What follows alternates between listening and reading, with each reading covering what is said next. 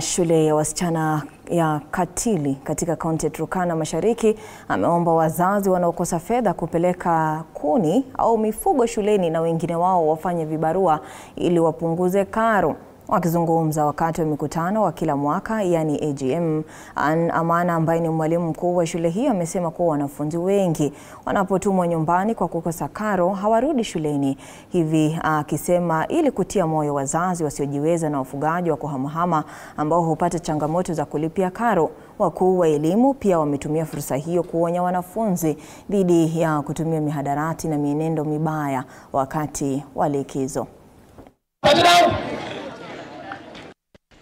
Wazazi, ni jukumu lenu kulipa karo ya shule.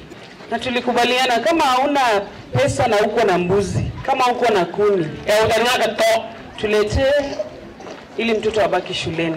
Watoto wakikosa karo, tuliwaambia wazazi mtuletee watoto, kubaliane na nyinyi mtalipa pesa wakati gani. Kwa sababu wakati mwingine tunatuma watoto nyumbani wanakaa mwezi moja. Kuna wanafunzi mpaka sasa hawajafika shule. Na wale walimu wako kwa hii shule, apart from principal na deputy wake, hawa tu ndio TSC waleta kwa ile njia ya kawaida. Wale wengine watatu, wale wa serikali wako hapa, nafikiri mimi ndio nilifanya hawa tu kwa ile njia mimi mnaangalia zaidi hapo. Ati wanasiasa wanaajiri walimu. Na mimi nataka kuuliza swali, hii shule iko kwa mpango wa TSC?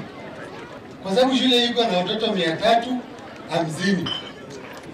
Na hakuna siku nimeona kwa gazeti hii shule ikisemekana wamepewa mwalimu. Wale watatu nilileta hapa, hiyo ilikuwa ni kwa mpango yangu tu.